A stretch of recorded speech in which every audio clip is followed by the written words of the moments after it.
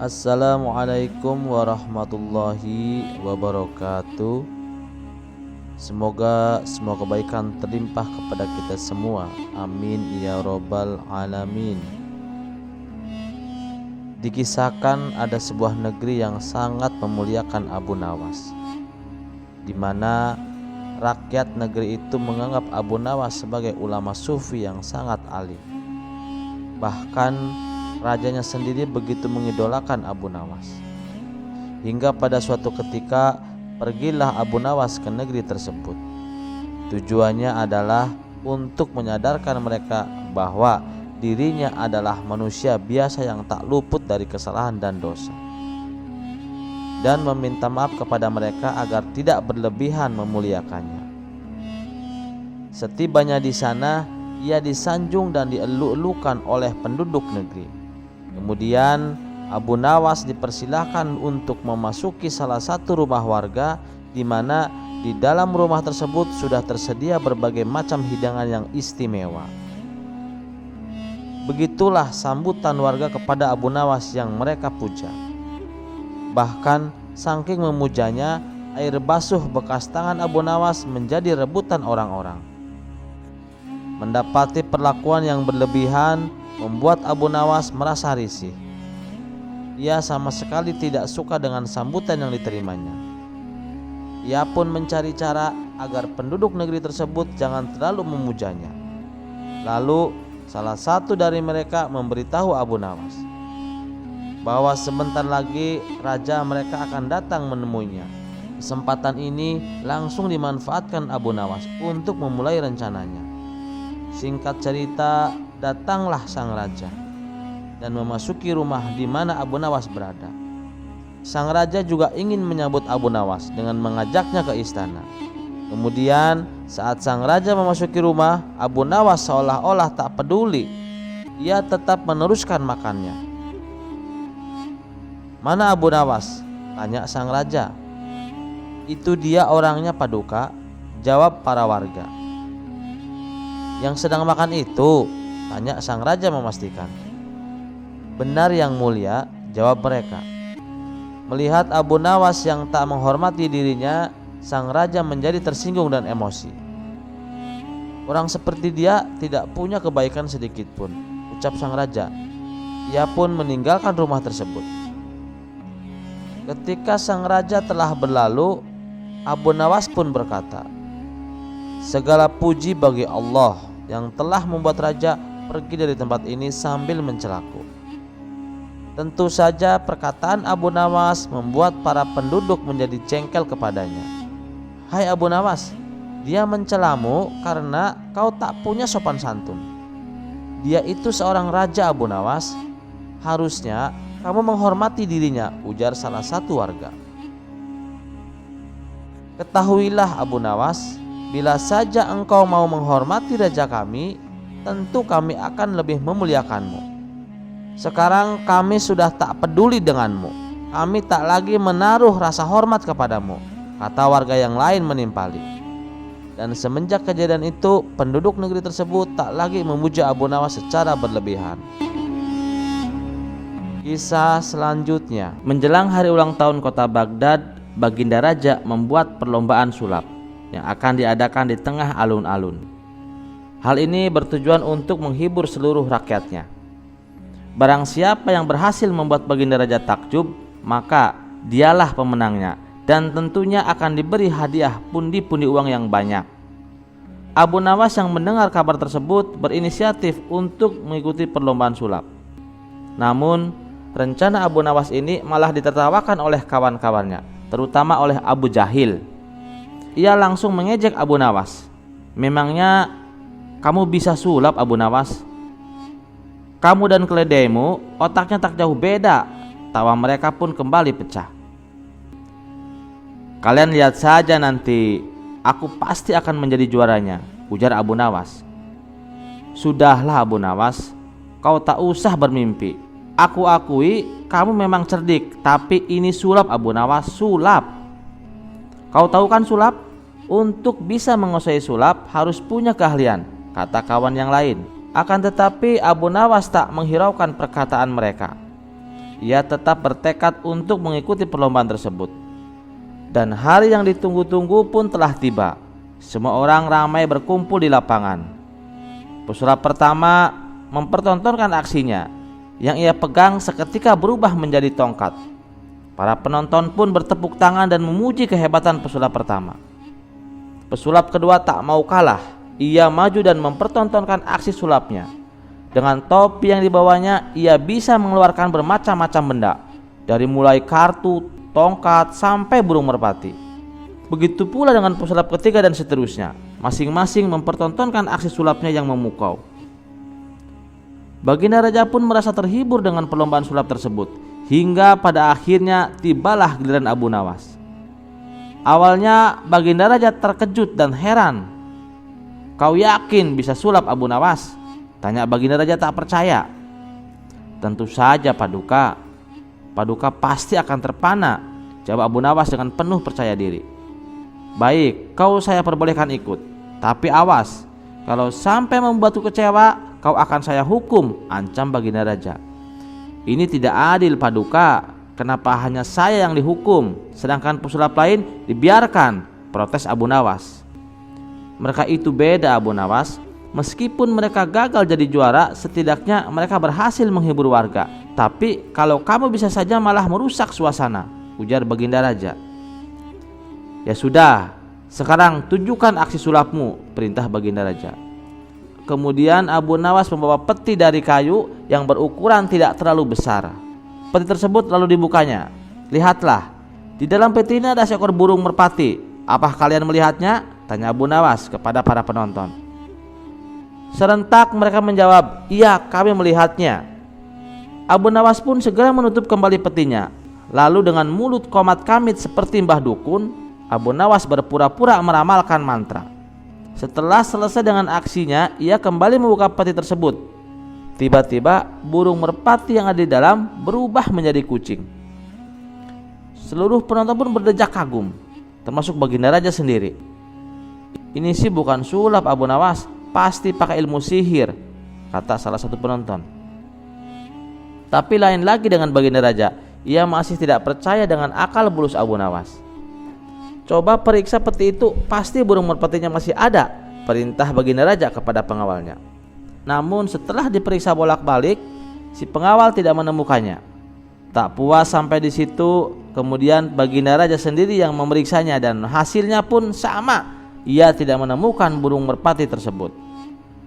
Sontak hal ini membuat Baginda Raja terheran-heran. "Hai Abu Nawas, ilmu sihir apa yang kau pakai?" tanya Baginda Raja. "Ini sulap, Paduka, bukan sihir. Kalau saya bocorkan rahasianya, bukan sulap nanti namanya," jelas Abu Nawas. Dan sesuai dugaan Abu Nawas, ia menjadi juara 1 dalam perlombaan sulap dan berhak mendapatkan hadiah uang. Pada keesokan harinya, Abu Nawas ditanya oleh kawan-kawannya, "Wahai Abu Nawas, tolong bicara jujur kepada kami. Kemarin kau pakai ilmu sihir kan?" Abu Nawas menjawab, "Sihir dari mana? Itu hanya sulap." Kawan-kawannya kembali bertanya, "Tapi bagaimana mungkin seekor burung merpati tiba-tiba berubah menjadi kucing?" tanya mereka penasaran. "Baiklah, aku bocorkan rahasianya. Jadi sewaktu pertama kali aku membuka peti, di bagian bawahnya aku sembunyikan seekor kucing, dan bagian atasnya aku taruh burung merpati. Lalu saat aku menutup petinya, aku buka pembatas antara keduanya. Selagi menunggu kucing itu memangsa burung, aku berpura-pura komat kamit membaca mantra. Setelah aku yakin burungnya sudah dimakan, aku buka kembali petinya," jelas Abu Nawas. "Jadi burung pertama yang kau tunjukkan berada di dalam perut kucing?" tanya mereka. "Iya, betul," jawab Abu Nawas. "Oh, begitu Abu Nawas. Cerdik juga ya kamu. Ini namanya bukan sulap," ujar temannya. "Yang penting Baginda Raja terpukau dan tertawa melihat aksi yang aku tunjukkan," jawab Abu Nawas. Cerdik bukan Abu Nawas ini? Kisah selanjutnya. Tak hanya cerdik dan jenaka, Abu Nawas juga dikenal sebagai orang alim yang jujur. Kejujurannya inilah yang membuat Raja Harun al-Rasyid semakin menyayanginya. Namun tidak semua percaya dengan kejujuran Abu Nawas. Tidak tanggung-tanggung, mereka kaum jin. Abu Nawas memang selalu berhasil mematahkan teka-teki dengan alasan yang masuk akal. Sepak terjangnya yang demikian itulah membuat penasaran kaum jin dan ingin mengujinya. Para jin akhirnya sepakat ingin menguji Abu Nawas. Apakah benar-benar jujur, apakah tidak? Apakah Abu Nawas lulus dalam kejujuran itu? Berikut kisahnya. Assalamualaikum warahmatullahi wabarakatuh. Di awal kisah, keseharian Abu Nawas dalam menafkahi keluarganya bekerja sebagai tukang kayu. Setiap pagi Abu Nawas rajin ke hutan untuk menebang kayu dengan kapak andalannya. Lalu kayu tersebut dijualnya ke pasar dan uangnya untuk menafkahi keluarganya. Suatu ketika saat Abu Nawas dalam perjalanan menuju hutan, kapak yang biasa dibawanya terjatuh ke dalam jurang. Tanpa kapaknya, otomatis ia tidak bisa bekerja seperti biasanya. Karena kapak itu adalah satu-satunya peralatan yang ia punya. Kejadian tersebut lantas membuat Abu Nawas bersedih hati. Ia pun lalu memutuskan untuk pulang. Dalam perasaan yang sangat sedih itu, tiba-tiba di tengah perjalanan datanglah jin yang menyamar sebagai seorang laki-laki tua berbaju merah. Jin itu datang dan menggoda Abu Nawas yang kondisinya sedang labil. "Hei Abu Nawas, kenapa kamu kelihatan bersedih?" tanya jin itu. "Iya kek, kapak saya satu-satunya telah jatuh ke jurang. Kalau begini, bagaimana saya bisa bekerja?" jawab Abu Nawas dengan nada sedih. "Oh, begitu. Tenang, saya akan bantu mengembalikannya untukmu," kata jin itu kembali. Tak berapa lama kemudian sang jin pun turun ke bawah jurang. Ternyata jin tersebut memiliki keinginan untuk menguji kejujuran Abu Nawas yang sering didengarnya. Terbesit di benak jin untuk memberikan kapak yang lain yang terbuat dari emas. Apa reaksi Abu Nawas nantinya? "Hai Abu Nawas, apakah ini kapakmu?" tanya jin itu. "Bukan, kapak saya jelek kok," jawab Abu Nawas. Jin itu kembali turun ke jurang dan kali ini ia memperlihatkan kapak yang gagangnya berlapis mutiara dan intan kepada Abu Nawas. "Apakah ini kapakmu, wahai Abu Nawas?" tanya jin itu kembali. Bukan itu kapak saya. Kapak saya sudah jelek kok," tegas Abu Nawas. Untuk ketiga kalinya, jin itu turun ke jurang dan memperlihatkan kapak yang biasa Abu Nawas gunakan. "Nah, iya, itu baru kapak saya," sahut Abu Nawas kegirangan. Jin itu pun kagum dengan kejujuran Abu Nawas. Ia pun mengakui bahwa Abu Nawas seorang yang jujur. Jin itu berkata kepada Abu Nawas, "Hai Abu Nawas, seandainya kau mengaku kalau kapak emas adalah milikmu, tentu aku akan memberikannya kepadamu. Meskipun aku tahu kamu berbohong, akan tetapi kamu malah berkata jujur apa adanya." Abu Nawas pun menjawab, "Saya adalah orang yang selalu bersyukur dengan apa yang saya punya, dan saya tidak mau mengambil sesuatu yang bukan hak saya. Bagiku, kapak jelek itu adalah rezeki yang luar biasa, karena dengan kapak itulah aku bisa bekerja secara halal dan mendapatkan kayu-kayu untuk aku jual." "Rasa syukur?" tanya jin itu dengan heran, seolah-olah jin tidak percaya. "Iya, karena rasa syukur itulah yang membuatku tidak mau mengambil barang yang bukan haknya aku dan membuatku bersikap jujur," tegas Abu Nawas. Dengan tersenyum, jin itu kembali berkata kepada Abu Nawas, "Oke, karena kejujuranmu dan rasa syukurmu, wahai Abu Nawas, maka ketiga kapak ini akan aku berikan kepadamu." Kemudian jin itu pergi meninggalkan Abu Nawas. Sementara Abu Nawas pulang dengan membawa 3 kapak jelek yang biasa ia pakai, kapak yang terbuat dari emas, dan kapak yang gagangnya berlapis mutiara dan intan. Semua itu Abu Nawas dapatkan karena sifat jujur dan selalu bersyukur apa yang ia punya. Di esok harinya, ketika Abu Nawas kembali mencari kayu bakar di hutan, jin yang pernah menolong Abu Nawas tersebut mengamati gerak-geriknya. Dalam hati jin itu berkata, Abu Nawas memang manusia yang jujur, tidak tergoda oleh harta. Puji jin tersebut. Tapi bukankah laki-laki paling mudah tergoda bila dihadapkan dengan wanita? Aku ada ide untuk kembali menguji kejujuran Abu Nawas, ucap jin tersebut. Sementara Abu Nawas masih sibuk mencari kayu di hutan, jin itu segera pergi ke rumah Abu Nawas. Sesampainya di rumah Abu Nawas, jin tersebut mendapat istrinya yang sedang menyuci pakaian. Tanpa pikir panjang, jin itu langsung menculik istri Abu Nawas dan menyembunyikannya di alam jin. Setelah beberapa lama kemudian, pulanglah Abu Nawas ke rumahnya dengan membawa kayu bakar yang banyak. Wahai istriku, aku sudah pulang. Aku mendapatkan kayu banyak sekali, kata Abu Nawas kegirangan. Berkali-kali Abu Nawas memanggil istrinya, namun tidak ada jawaban sama sekali. Abu Nawas pun mulai kesal. Ia lalu mencari istrinya ke belakang, tapi istrinya tidak ada. Ia hanya mendapati setumpuk cucian baju yang tidak sempat diselesaikan. Jangan-jangan istriku jatuh sakit, pikir Abu Nawas mulai khawatir.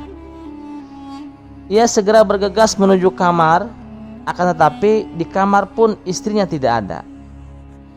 Abu Nawas pun menjadi panik.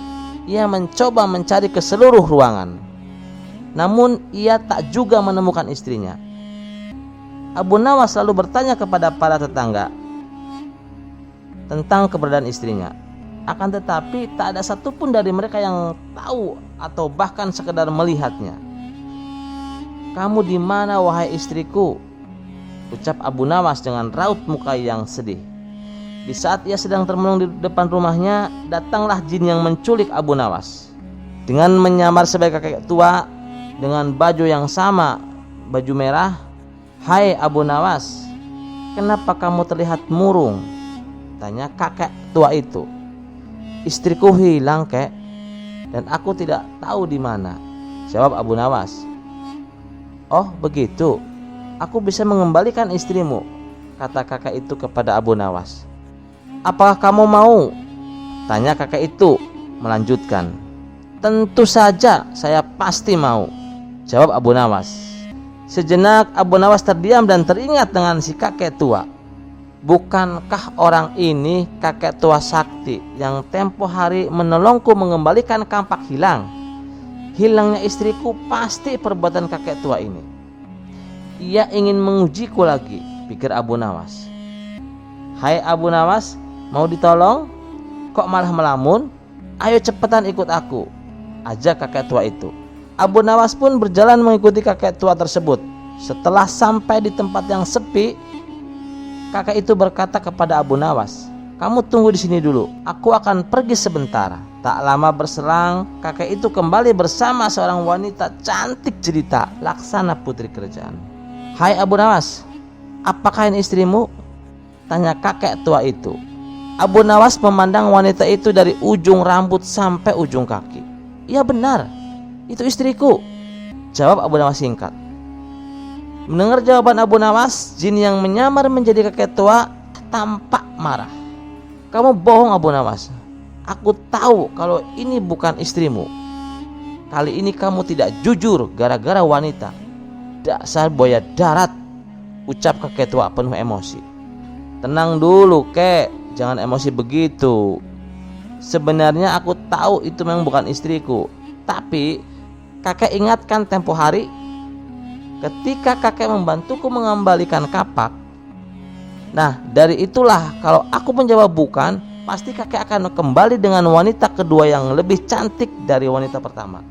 Dan bila aku menolaknya lagi, barulah kakek akan membawakan istriku yang sebenarnya. Setelah aku mengakuinya, lalu kakek pasti akan menghadiahkan kedua wanita cantik itu kepadaku. Kemudian aku pulang dengan 3 wanita yang menjadi istriku. Kakek kan tahu sendiri kerjaanku adalah penebang kayu dari hutan. Pinggangku sering sakit dan tidak mungkin kuat jika harus melayani ketiga istriku. Karena itulah aku cepat-cepat mengakui wanita itu adalah istriku, ujar Abu Nawas menjelaskan.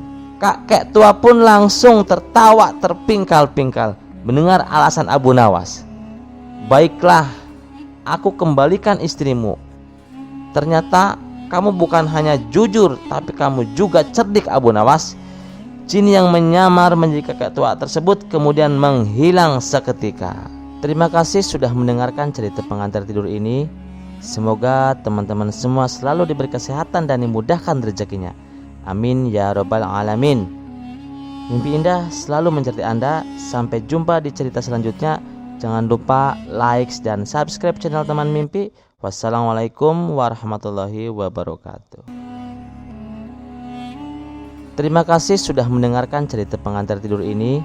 Semoga teman-teman semua selalu diberi kesehatan dan dimudahkan rezekinya. Amin ya robbal alamin. Mimpi indah selalu menceriti Anda. Sampai jumpa di cerita selanjutnya. Wassalamualaikum warahmatullahi wabarakatuh.